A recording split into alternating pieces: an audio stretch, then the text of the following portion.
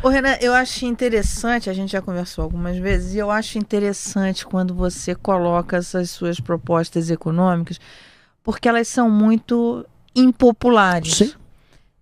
Como é que se espera vencer eleições com medidas impopulares? Falando na campanha, medidas impopulares. Porque qual é o outro caminho? O caminho que vários políticos fazem, não toca nesse assunto ou joga para depois, ou não fala isso. A gente já viu isso em campanhas passadas. Políticos que falavam contra os juros e assumiram aumentando os juros. É que eu não acho que isso é certo, né? Eu posso estar sendo meio poliana, meio iludido, mas eu vou mentir. Eu prefiro ser altamente verdadeiro no que eu tô falando. E eu não acho que eu vou perder votos avisando as pessoas, vai precisar fazer isso, só que vai ser melhor. No curto prazo vocês vão brigar comigo, mas no médio prazo vocês vão ver que eu tô certo. Olá, já deu seu like? Não deixe de ajudar o canal.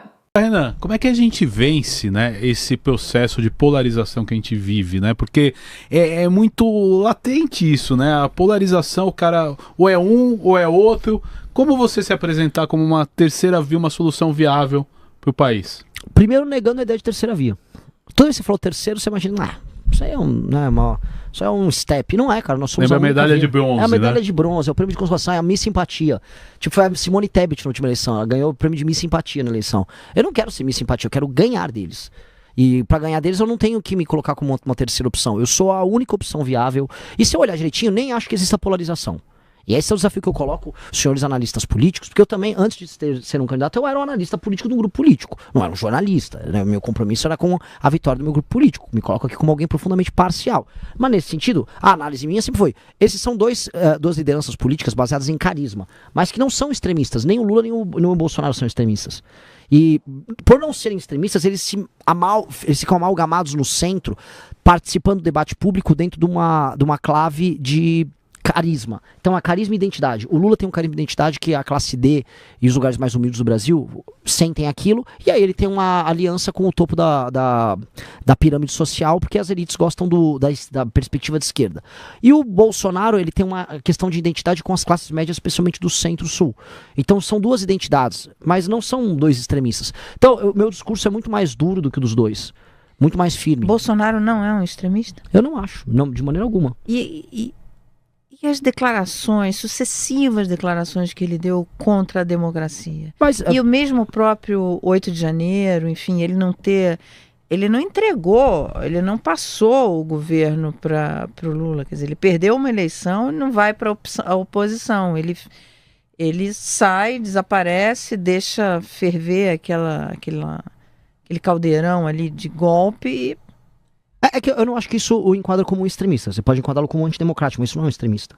São duas coisas diferentes. Vamos supor, ele é um extremista de direita. Ele não tem um discurso, sei lá, racial, extremado, que muitos movimentos que a gente pode enquadrar como extrema direita tem. Ele não tem o que eu quero colocar, o discurso do Bolsonaro nunca foi extremo em nenhum termo, nem econômico, muito menos nos elementos mais ideológicos que a gente pode chamar de extremista de direita. E eu posso pegar, se eu for fazer o mesmo paralelo, eu posso pegar declarações profundamente antidemocráticas e alianças antidemocráticas do próprio Lula dentro do campo da esquerda da América Latina. E a real é, se eu enquadrar ambos como latino-americanos, o que mais tem é violações da democracia no nosso continente. A gente está vendo agora o presidente da Colômbia querendo se negar a passar o cargo. E eu acho que o Petro é um extremista. Não é um esquerdista, ele é bem ideológico, mas... eu acho que é outra coisa, acho que é uma característica inata do político latino-americano, que é não gostar da democracia, não respeitar os rituais, como você citou. Mas isso não enquadra como um extremista. Você é um democrata? Sou um democrata. Sempre fui isso, desde a época da faculdade.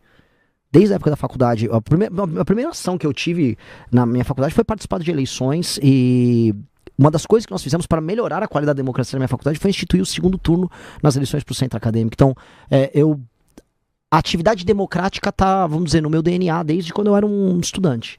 E o que eu acredito é, por entender a democracia como um regime que precisa ser funcional, eu acho que ela precisa ser corrigida e melhorada nas suas falhas, como nós vemos no Brasil. Que é o que eu sempre falo, por exemplo, que nós temos hoje um regime democrático que é nominal, que é baseado em compra de voto e em concentração de poder em partidos. Portanto, é uma democracia doente, uma democracia disfuncional. E eu tenho que criticar se eu quiser melhorar ela.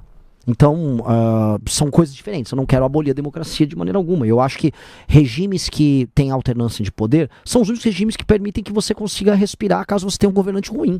Então, é muito engraçado você falar assim, eu quero um regime que só eu fique no poder. Legal, bacana. E se você for o Hugo Chávez, estamos ferrados, né? Então, a ideia de alternância de poder é muito boa por causa disso.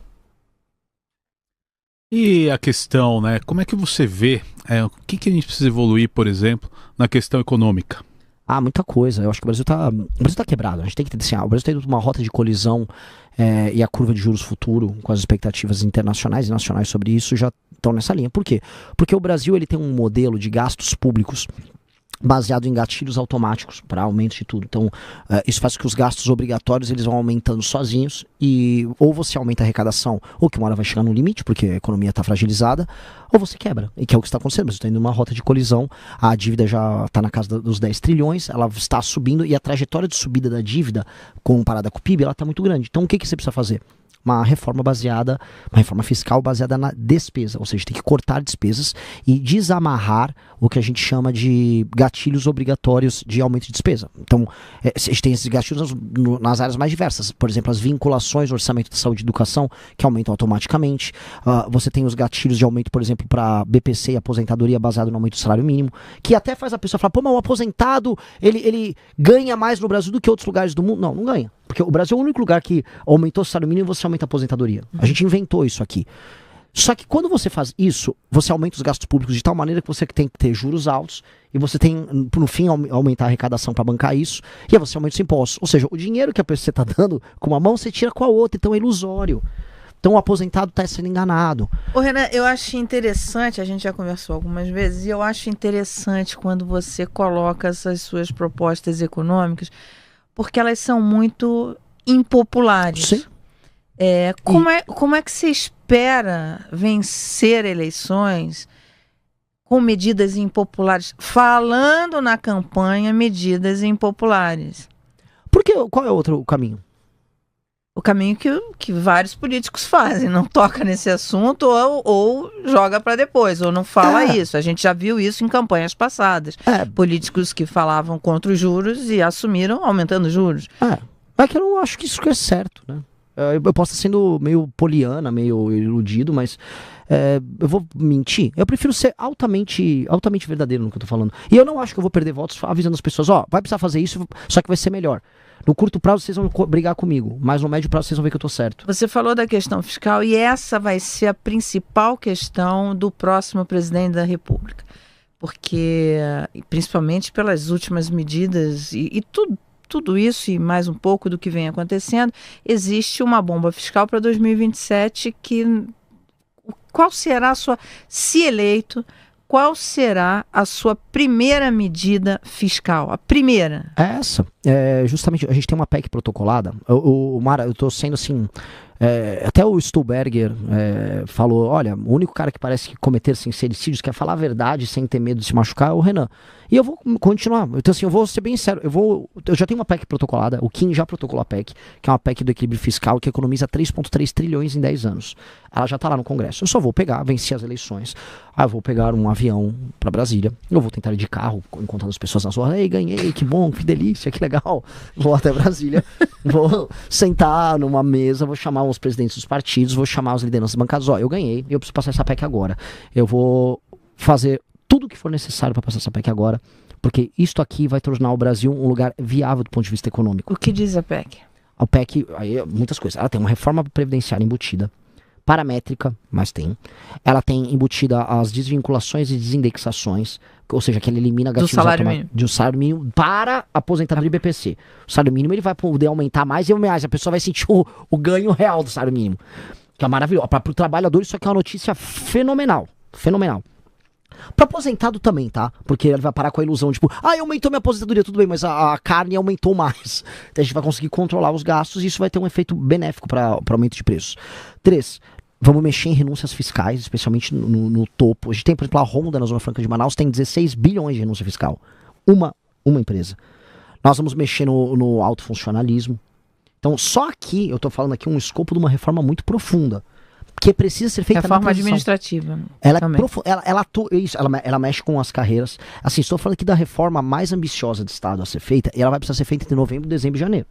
Eu preciso passar ela já na transição. Então, ela é a reforma mais ambiciosa pra gente colocar o Brasil no lugar.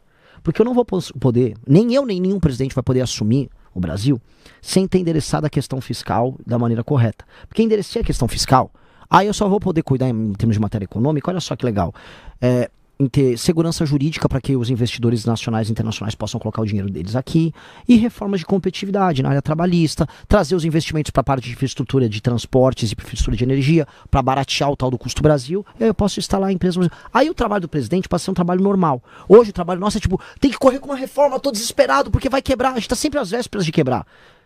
Com essa reforma, a gente não fica mais às vésperas de quebrar, muito pelo contrário, a gente vai para um caminho, que é o meu sonho, de chegarmos a um dia a um déficit nominal zero. Olha que coisa maravilhosa, coisa de país de primeiro mundo, coisa, a gente tava vendo a Noruega do Haaland, é coisa de Haaland, Noruega do Haaland. O país já teve déficit no governo Lula. Déficit nominal zero. Eu esqueci, mas ela precisa ser política no de Estado. Segundo, mas já teve no primeiro, tem, segundo, porque ele manteve... Quando o Palocci era ministro. Ele manteve o tripé da época do Fernando Henrique e aumentou a arrecadação porque a economia cresceu.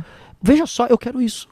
Só que entendendo assim, que os gatilhos automáticos daquela época não forçavam tanto, porque a população era mais nova, não tinha tanta gente aposentada, o PT não tinha estourado as contas públicas, aumentando os gastos como ele aumentou. Era um começo do governo Lula. Então você quer ser o governo Lula do começo? Não, eu quero ser o governo Renan, que vai pegar todas as tralhas do governo Lula e vai ter que corrigir, porque ele pegou um governo Fernando Henrique antes, né? Aí ele pegou babinha do boi, né? Ele pegou um governo que ficou fazendo ajuste por 8 anos... E aí ele só cuidou de pegar um boom das commodities lá da China, políticas de estímulos econômicos, aumentou a arrecadação. Legal. Aí ele fez toda a caca. Eu tô pegando a caca. E aí, curtiu o corte? Então dá aquela ajudinha, deixa o seu like, compartilha e se inscreve no canal. Um abraço e até o próximo vídeo, porque o futuro é glorioso.